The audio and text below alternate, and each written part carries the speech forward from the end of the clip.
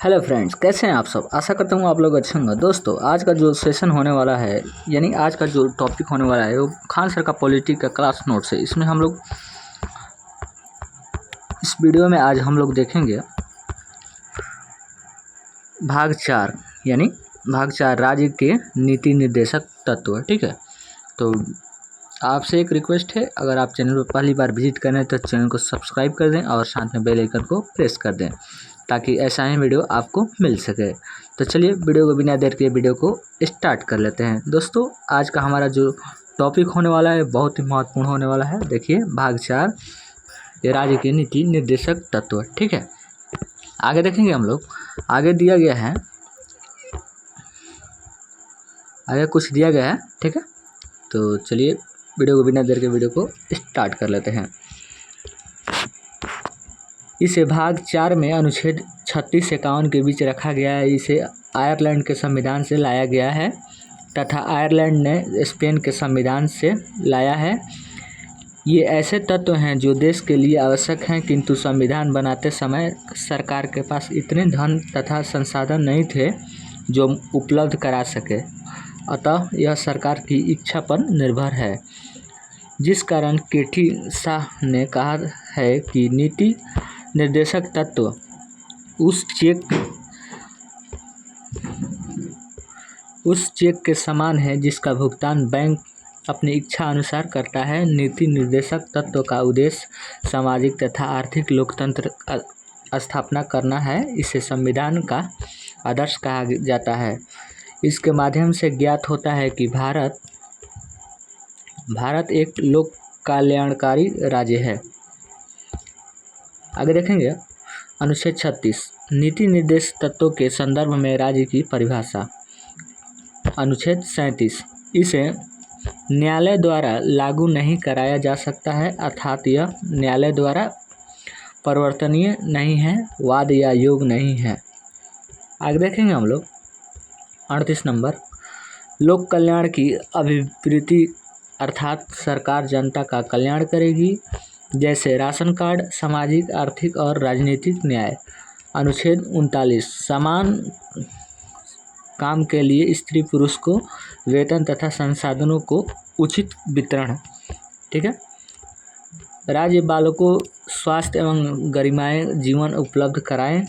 अनुच्छेद 39 क निःशुल्क विधि कानून सहायता 42वां संशोधन 1976 1940 देखेंगे। ग्राम पंचायतों का संगठन। ठीक है, आगे दिया गया अनुच्छेद 41 कुछ दशाओं के सरकारी सहायता प्राप्त करना, जैसे वृद्धा पेंशन, विधवा पेंशन, विकलांग को साइकिल। अनुच्छेद 42 में न्याय संगत कार्य की मनोचित दशा तथा प्रसूति सहायता उपलब्ध कराना, जैसे गर्भवती महिला द्वारा कठोर शारीरिक श्रम न कराना। ठीक है, आगे जो दिया गया है अनुच्छेद 43 निर्वाह योग्य मजदूरी, अर्थात इतना वेतन दिया जाए कि परिवार चला सके, कुटीर उद्योग। ठीक है, यानी ट्रिक के आधार पर दमन यानी 41 42 43। ठीक है, इसमें आगे हम लोग देखेंगे। आगे दिया गया है अनुच्छेद 43। ठीक है, अनुच्छेद 43 दिया गया है क उद्योग प्रबंधन में कामगारों की भागीदारी। अनुच्छेद 43 ख सहकारिता। अनुच्छेद 44 में दिया है समान सिविल संहिता, अर्थात सभी धर्मों के लिए विवाह एवं तलाक की शर्तें समान रहेगी, भले ही विवाह की रीतियां अलग हो। नोट में कुछ दिया गया है। नोट में दिया गया है भारत का एकमात्र राज्य गोवा है जहां समान सिविल संहिता लागू है। अपराध के कानून में दंड संहिता तथा चुनाव के कानून को आचार संहिता कहते हैं। आगे जो दिया गया है अनुच्छेद 45 6 वर्ष से कम आयु के बच्चे के स्वास्थ्य का ध्यान रखना सरकार की जिम्मेदारी है तथा 6 से 14 वर्ष के आयु के बच्चों के निःशुल्क शिक्षा देना सरकारी की जिम्मेदारी है, सरकार की जिम्मेदारी है। नोट शिक्षा के अधिकार को मूल अधिकार बनाकर 21 क यानी 46वां संशोधन 2002 में जोड़ दिया है।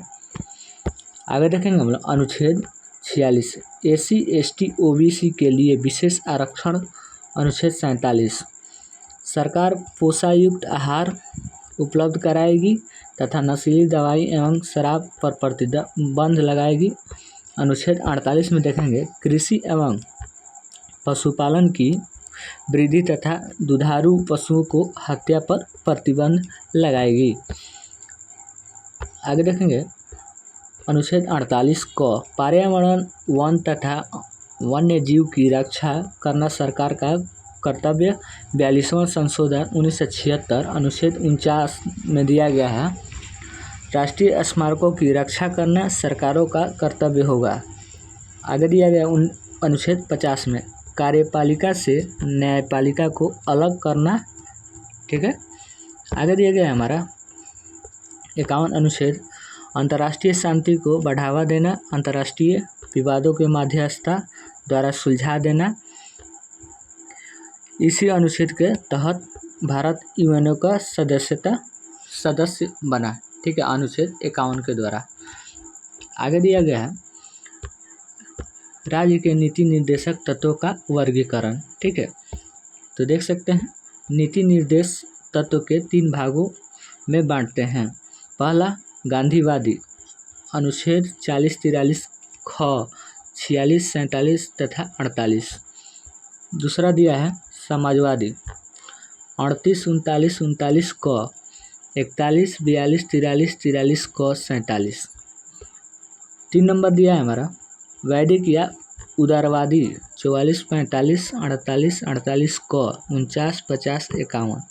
ठीक है, आगे दिया गया है अनुच्छेद 43 और 47 गांधीवादी और समाजवादी दोनों के अंतर्गत आते हैं। अनुच्छेद 48 गांधीवादी और उदारवादी दोनों के अंतर्गत आते हैं। ठीक है,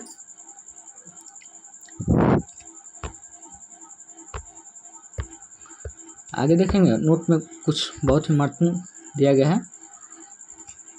दोस्तों अगर चैनल पहली बार विजिट है चैनल को सब्सक्राइब कर दें और साथ में बेल आइकन को प्रेस कर दें। नोट में दिया गया है मिनर्वा मिल मुकदमे के न्यायालय ने कहा कि सरकार नीति निर्देशक द्वारा मूल अधिकार दोनों पर ध्यान दे अर्थात संतुलन बनाए रखें। न्यायालय ने कहा कि नीति निर्देशक तत्व एक लक्ष्य है और इस लक्ष्य पर पहुंचने का साधन मूल अधिकार है। सरकार का मूल अधिकार पर नीति निर्देश तत्व का प्रधानता नहीं दे सकती है। मूल अधिकार तथा नीति आयोग के तत्व में अंतर। आगे देखेंगे हम लोग,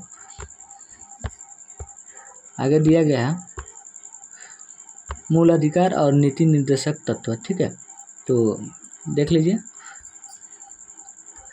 इसे यूएसए से लिया गया, इसे आयरलैंड से लिया गया। ठीक है, इसे भाग 3 में रखा गया, इसे भाग 4 में रखा गया। आगे जो दिया गया है यह नैसर्गिक अधिकार को होता है तथा जन्म से ही मिल जाता है। यह नैसर्गिक अधिकार नहीं होता है, सरकार इसे लागू करने के लिए बाध्य नहीं है। आगे जो दिया गया है यह न्यायालय द्वारा प्रवर्तनीयवाद है, योग्य है। यह न्यायालय द्वारा तथा वाद योग्य नहीं है। यह सरकार की शक्ति को घटा देता है अर्थात ऋणात्मक है। यह सरकार की अधिकार को बढ़ा देता है अर्थात धनात्मक है। आगे दिया गया है इसके पीछे कानूनी मान्यता है, इसके पीछे राजनीतिक मान्यता है।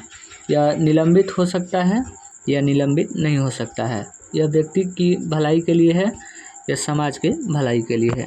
अगर कुछ स्मरणीय में दिया गया है देखेंगे हम लोग। स्मरणीय में संविधान के भाग 4 में उल्लिखित नीति निर्देशक तत्वों को निम्नलिखित 5 समूहों में बांटा जाता है। पहला आर्थिक न्याय संबंधी निर्देशक तत्व, दूसरा सामाजिक न्याय संबंधी निर्देशक तत्व, तीसरा राजनीतिक न्याय संबंधी निर्देशक तत्व, चौथा राजनीतिक न्याय संबंधी निर्देशक, पांचवा पर्यावरण संबंधी निर्देशक तत्व, छठा अंतर्राष्ट्रीय शांति और सुरक्षा निर्देशक। आगे देखेंगे डॉक्टर भीमराव अंबेडकर ने राज्य के नीति निर्देशक तत्वों को भारतीय संविधान की अनोखी विशेषता कहा। नीति निर्देशक तत्वों को आयरलैंड के संविधान से लिया गया है। अनुच्छेद 40 के तहत ग्राम पंचायतों के गठन का प्रावधान अनुच्छेद 39 ख से पुरुषों के एवं स्त्रियों के लिए समान कार्य के लिए समान वेतन का प्रावधान है। अनुच्छेद 44 के समान नागरिक संहिता का प्रावधान है। शराबबंदी संविधान की धारा 47 में निर्देशित है। ठीक है। अनुच्छेद 46 में अनुसूचित जनजातियों और अन्य दुबले वर्ग और शिक्षा अर्थ संबंधी हितों के अभिवृद्धि का उल्लेख है। ठीक है। आगे जो दिया गया है अनुच्छेद 48 क के पर्यावरण संरक्षण तथा संवर्धन और वन एवं वन्य जीवों की रक्षा वर्णन है। राज्य के नीति के निर्देशक तत्व एक ऐसा चेक है जो बैंक के सुविधा अनुसार अदा किया जाएगा। यह कथन टी शाह का है। ठीक है। आगे दिया गया है 42वें संशोधन 1976 द्वारा टकराव की दशा में नीति निर्देशक तत्वों के मूल अधिकारों पर वरीयता प्रदान की गई है।